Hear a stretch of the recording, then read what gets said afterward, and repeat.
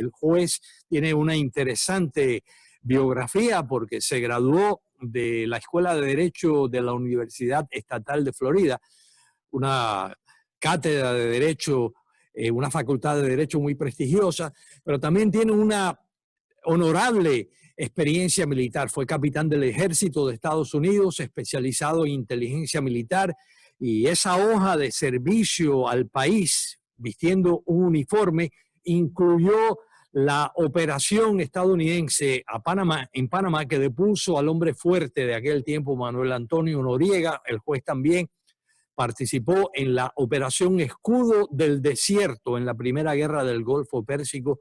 El juez Milián ha sido fiscal y abogado defensor, así que prácticamente ha estado involucrado en todas las facetas de esa profesión tan importante que es el derecho. Gracias, juez, por estar con nosotros.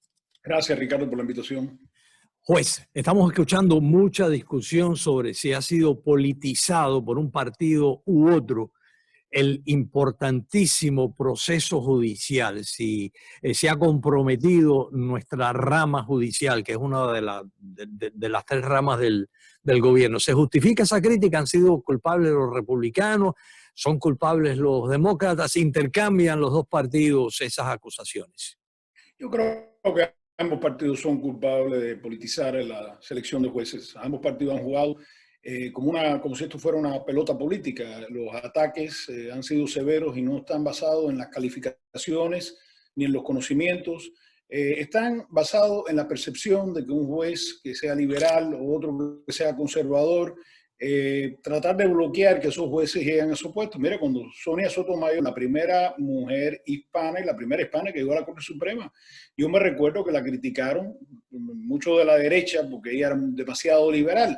Sin embargo, era una mujer que estaba calificada, pero los ataques continuaron. Esto es un capítulo triste en la cuestión de la Corte Suprema que ha comenzado desde la época de Robert Bork, cuando fue nombrado por el presidente Reagan para ir a la Corte Suprema, y se convirtió francamente en un circo. Y entonces, un circo tan severo que hoy en día utilizar la palabra Bork o Bort es un verbo que significa cuando una persona lo van a atacar o lo van a denigrar. Yo creo que es un error.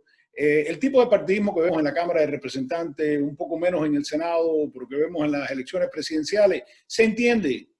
No quizás sea civilizado y no sea apropiado, pero cuando empieza a contaminar a la rama judicial, le hace un daño tremendo, porque le resta legitimidad a la Corte, le resta legitimidad a los pronunciamientos de la Corte, que debe ser políticamente neutral.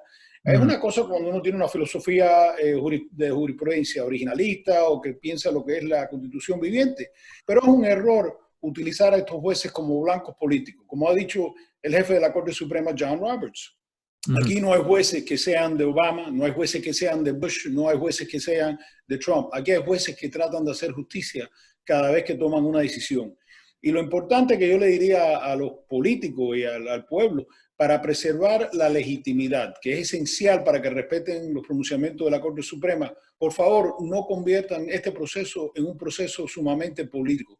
Hay que examinar si un juez tiene la experiencia, el entrenamiento, los conocimientos, el temperamento y el carácter para ser un juez.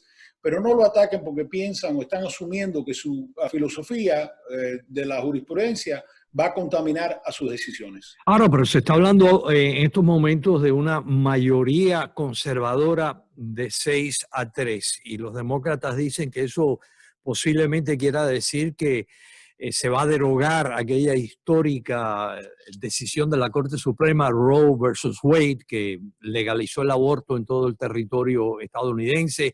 Se habla de que posiblemente la Corte derogue el llamado Obamacare, y que las decisiones a veces son políticas. No es así, según su criterio. Yo no creo que es así. Yo creo que, y la sorpresa de esto, Ricardo, que históricamente muchos jueces han sido nombrados a la Corte Suprema por ejemplo, un presidente republicano, un presidente demócrata, y han resultado lo opuesto de lo que se pensaba que iban a hacer. Por ejemplo, Eisenhower le dijo una vez a un entrevistador, le dije, yo cometí 2 errores como presidente y los 2 están en la Corte Suprema. Porque él nombró a 2 personas, siendo republicanos, que se pensaban que eran conservadores y cuando llegaron ahí tomaron otra línea. Lo mismo le ha pasado a demócratas. Yo creo que lo que hay que entender es que las mentes razonables pueden estar en desacuerdo en la interpretación de la Constitución. Hay los jueces que son originalistas, que quieren atarse a una interpretación basada en el intento o la intención original de los fundadores de la nación. Eso se le dicen que son conservadores porque no quieren expandir el significado de la Constitución. Y hay los jueces que, por el otro lado, estiman que la Constitución es un documento que vive, que respira, que crece con el tiempo y hay que verlo en el contexto histórico. Pero en la gran mayoría de los casos, la Corte Suprema, casi el 90-95%, están de acuerdo. Emiten opiniones que son unánimes, vienen con unanimidad en muchos de los temas. Sí hay una diferencia de opinión en interpretar la Constitución. ¿Qué representa la Constitución? Por ejemplo, en el caso del aborto, en el caso que hablamos de Roe v. Wade, la Corte en un momento estaba mucho más liberal y determinaron que había lo que le decían una penumbra de privacidad que existía, que protegía el derecho de una mujer para tener esa privacidad y tomar esa decisión. Los jueces conservadores o originalistas dicen que eso no es cierto porque cuando se creó la Constitución no se había pensado en legalizar ningún tipo de aborto. Los que están en el otro lado, una parte más liberal, una facción más liberal, piensan que la Constitución hay que interpretarla de acuerdo con la experiencia histórica, que la Constitución va progresando y no se puede limitar a lo que pensaban un grupo de hombres blancos multimillonarios que tenían esclavos hace más de 200 años. Así que, pero siempre hay un punto del medio. Por ejemplo, el juez John Roberts ahora se ha convertido en una figura muy importante porque los conservadores lo critican porque dicen que pensaba que iba a ser mucho más conservador en la Corte. Entonces, hay que ver que los hombres y las mujeres cambian con los tiempos y la realidad es que un juez que usted estime que es liberal alguna vez se toma decisiones conservadoras. Eso pasó con Antonín Scalia, que desde el punto de vista de la ley penal se consideraba muy liberal, porque defendía los derechos del acusado. Así que yo creo que es muy difícil poner a un juez en una categoría y limitar sus opiniones a esa categoría. Ok, pero más allá de eso, de las discrepancias en filosofía judicial, ¿no? Cómo interpretar la Constitución desde su origen hasta los tiempos cambiantes, ¿no? Hay ciertas decisiones próximamente, en los próximos días quizás, en que los 3 jueces confirmados por el Senado, que fueron nominados por el presidente Trump, van a tener posiblemente, no estamos seguros todavía, si uno de los partidos o quizás ambos partidos disputan los resultados de las elecciones, la forma en que se llevó a cabo la votación, cómo se contaron los votos, eso probablemente va a llegar a la Corte Suprema. No se debe de recusar la jueza Coney Barrett. No hay ahí, por lo menos no se puede interpretar eso como un conflicto de interés que ella tome parte de esa decisión. Yo creo que sí que se pudiera llevar a cabo ese tipo de argumentos. Eso depende de los abogados que estén abogando, que presenten algún tipo de moción pidiendo al juez que se descalifique del caso porque tiene un conflicto de intereses o de alguna manera existe un conflicto también para el juez Thomas. El juez Thomas en su biografía, hablando del proceso que él pasó cuando fue nombrado para la Corte Suprema, que fue un litigio bastante disputado.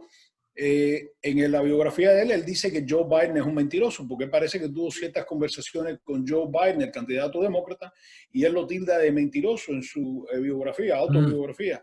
Así que en algunos casos, pero mira, la Corte Suprema es la última corte de apelación. La Corte Suprema, ellos por su propia cuenta tienen que determinar cuándo se descalifican de un caso. Y es posible que lo hagan y es posible que no lo hagan, pero no hay ninguna autoridad más que se pueda apelar. Así que esos intereses pueden suceder, pero te recuerdo de nuevo, Ricardo, en el caso de Nixon, en el caso de Watergate, Nixon tenía 2 nombrados a la Corte Suprema. Él estaba argumentando que él tenía un privilegio ejecutivo, que no tenía que entregar las grabaciones a los fiscales que estaban investigando el caso de Watergate. Sin embargo, por un voto unánime, 9-0, incluyendo los que habían nombrado a Nixon a la Corte Suprema, decidieron que sí, que el presidente no tenía un poder sin límite, que tenía que cumplir con una orden judicial para entregar esas pruebas. Así que yo le diría a la gente, tengan más fe en los jueces que están ahí, son vitalicios y no tienen las presiones políticas, quizás tengan otras personas y otras figuras públicas. Ha dicho usted una cosa muy importante, ha señalado que los jueces federales son vitalicios. Yo estaba leyendo, preparándome para usted. Yo sé cómo los abogados y los fiscales que tienen que comparecer con usted, que están jugando en ligas mayores, así que yo me preparé para esto, juez, y leí que el presidente Trump ha nombrado y la mayoría republicana en el Senado ha confirmado 162 jueces federales distritales, 53 jueces de las Cortes de Apelaciones y, por supuesto, estos 3 magistrados de la Corte Suprema. Son vitalicios todos estos cargos. Pienso, y ojalá que sea así en su caso, que ser juez ayuda a la longevidad. La jueza Ruth Bader Ginsburg murió, falleció lamentablemente, que en paz descanse, a los 87 años. Acabo de leer que el juez Juan Rafael Torruella, que es el primer puertorriqueño en servir como juez de una Corte Federal de Apelaciones en la primera corte en Boston,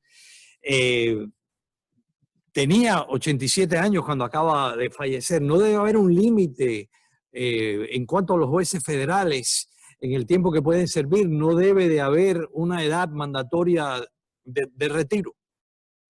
Bueno, en las cortes estatales en la Florida hay hay una ley que exige a los 75 años que un juez se tiene que retirar a pesar de su capacidad, a pesar de su experiencia. Yo creo que eso es una decisión que la tiene que tomar la legislatura. ¿Por qué digo eso? Porque la rama legislativa es la que decide las reglas del juego. La Constitución establece cómo tener las cortes, cómo es el proceso de las cortes, pero eso es una decisión que la debe tomar el Congreso norteamericano y basado en lo que estimen ellos de ambos partidos, cuál es lo más efectivo. Es verdad que una persona empieza a perder su capacidad en cierto momento, pero también hace poco en Nueva York, en Brooklyn, se retiró un juez americano que había estado oficial de submarino de la Segunda Guerra Mundial. Tenía aproximadamente 89 años de edad y es lo que dijo, que ya no se sentía con las condiciones de continuar en ese trabajo. Pero usted sabe que los jueces no crean la ley, no establecen la ley. Los jueces interpretan la ley y tratan de ser los árbitros de cómo se aplica la ley. Entonces yo no me atrevería a decirle si debe haber un límite o no. Yo creo que eso es un tema más bien que le corresponde a la potestad de la legislatura. El candidato demócrata a la Casa Blanca no acaba de aclarar si para lidiar con esa supuesta mayoría conservadora en la Corte Suprema y además todos los demás jueces federales de distrito y de las Cortes de Apelaciones, aumentar el número de jueces federales. ¿Qué piensa usted de eso? ¿Se debe de aumentar el número de jueces, sobre todo la Corte Suprema, que tiene 9 jueces? Yo creo que históricamente la Corte Suprema ha variado en el número de jueces que han tenido hasta que se estableció el número 9. En algunos momentos creo que tuvieron 5 jueces, en otros momentos han tenido hasta 2 o 13, no me recuerdo el número exacto.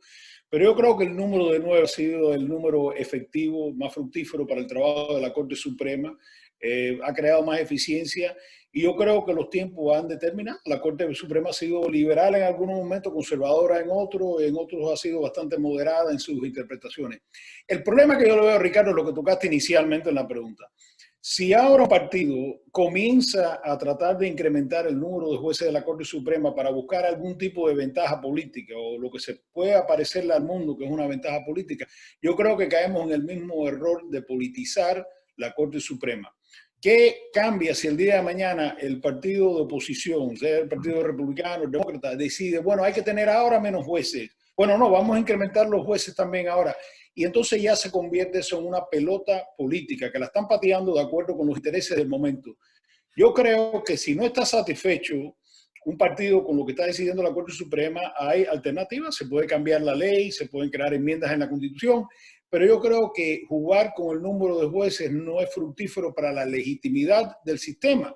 Lo mismo lo trató de hacer Franklin Delano Roosevelt, que yo estaba contento durante la depresión, de la manera que la Corte Suprema estaba interpretando la legislación del nuevo deal que había creado.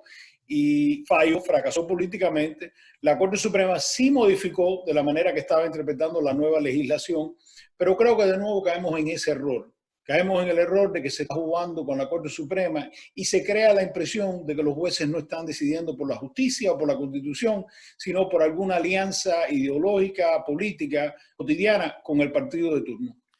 Pues muchas de las personas que nos van a ver son personas que no son oriundas de este país, vienen principalmente, por supuesto, de América Latina, donde hay otro tipo de derecho, ¿no? El derecho está basado en el código napoleónico. Aquí en Estados Unidos estamos basados en English Common Law, el derecho común inglés. ¿Cuál es la diferencia? Bueno, lo primero que yo diría es que a mí me gusta decirle a las personas, porque me preguntan si usted fue, ¿por qué usted no investiga este crimen o este escándalo? Yo le explico, mira, los jueces en los Estados Unidos, a cambio de lo que es en España o lo que pudiera ser en Latinoamérica, no investigamos absolutamente nada. Somos simplemente árbitros que interpretamos la ley y que tratamos de crear una justicia en el resultado de la ley. Lo que puedo decirle la diferencia en el tema del Código Napoleónico, que también se aplica aquí en un solo estado, Luisiana, Sí, es que nosotros nos basamos en las decisiones, como usted bien dijo, de la ley común. Nos basamos, claro, en una constitución, pero en los precedentes establecidos por la interpretación de la ley por otras cortes en otros momentos. Por ejemplo, antes del año 61, uno no tenía el derecho de tener un abogado en un delito mayor, al no ser que fuera un delito capital. En el año 1961, aquí en la Florida, precisamente, un hombre acusado de un delito grave que conllevaba más de un año de prisión, argumentó que eso estaba en contra de los derechos que garantizaba la Constitución norteamericana. Y desde esa época el precedente ha sido de que cualquier persona acusada de un crimen que lleva algún tipo de pena de encarcelamiento tiene derecho a tener un abogado. Y entonces ese es un precedente establecido que todas las cortes en los Estados Unidos, como es un precedente de la Corte Suprema, hay que seguir. Y las interpretaciones cambian. Yo comencé de abogado hace 33 años. Yo diariamente prácticamente me estoy documentando sobre nuevas opiniones de apelación, toman decisiones de precedentes de qué tipo de evidencia se puede admitir, cuándo se puede admitir una evidencia de ADN y cuándo no se debe admitir, qué es lo que constituye suficiente evidencia para que una persona sea culpable. En algunos casos, tener huellas digitales, créalo o no, dependiendo de dónde fueron encontradas las huellas digitales, las cortes han dictaminado que eso puede ser o no puede ser suficiente evidencia para una condena. Entonces yo me estoy basando mis decisiones no solamente en una interpretación arbitraria, pero basada en las decisiones de las Cortes de Apelación, la Corte Suprema de la Florida y, por supuesto, la autoridad máxima, que es la Corte Suprema de los Estados Unidos. Y eso va cambiando, de cada generación va cambiando, porque se dan diferentes interpretaciones, la tecnología va mejorando, y entonces, claro, los tiempos cambian y las decisiones y las Mm. interpretaciones cambian con los tiempos. Pues me disculpo, porque yo siempre termino con una pregunta personal. Yo creo en los role models, algo que aprendimos usted y yo de niños en este país. Tenemos esa experiencia en común. A mí me parece que usted es un role model. Dígame por qué estudió Derecho entre todo lo que pudo haber estudiado y comparta con nosotros qué recomendaciones le haría usted a jóvenes que quizás están pensando en escoger ese mismo camino en la vida profesional. Bueno, yo creo que como muchas personas, para mí, uno de los eventos más traumáticos para mí, para mi familia, para mis amistades, es el tema del debacle, el desastre de Cuba. Y yo estoy convencido y a través de los años me he dado cuenta que me afectó mucho. Me afectó porque estimo que ningún país que no tenga un proceso de ley y orden y no garantice la justicia y le pueda permitir a algún dictador o a cualquier líder que actúe de una forma arbitraria, en ese país no puede existir democracia y no puede existir justicia. Yo creo que esa fue la primera experiencia dramática de mi vida que yo me recuerdo, no porque me caí, no porque me dio un golpe, pero sino porque me hizo tanta impresión de vernos ir de nuestro país tan jóvenes. En el caso mío, no había cumplido los 5 años todavía, ver un país caer en un caos, un anarquismo y dejar después de 60 años una montaña de ceniza. Yo estimo que eso no pasa en este país porque aquí hay las cortes. Aquí cuando hay una bronca legal, una bronca de una disputa, hay un lugar civilizado donde uno puede ir a pedir justicia, puede pedir las pruebas, puede pedir que un juez sea un árbitro justo. Y yo creo que tener la infraestructura de la justicia es esencial. Entonces, la respuesta mía es muy sencilla. ¿Por qué me metí a ser abogado? ¿Por qué me metí a ser juez? Por el amor a la justicia. Eso yo creo que no se encuentra en muchos países del mundo, no se encuentra en Cuba, ni en Venezuela, ni en Nicaragua, ni en Corea del Norte, ni se encuentra en China comunista, ni en la Rusia de Putin. Pero yo creo que se encuentra en este país. Es un país justo, no es perfecto, pero es un país justo. Y yo quería ser parte de esa infraestructura para garantizarle a futuras generaciones que este país, lo que representa, las aspiraciones, merecen ser defendidas y protegidas. El segundo punto que usted me pregunta, ¿qué le puede abogar a un estudiante joven que quiera ser abogado, quiera ser bueno en el futuro? Lo primero que yo diría es desarrollar un amor, un fanatismo por la lectura.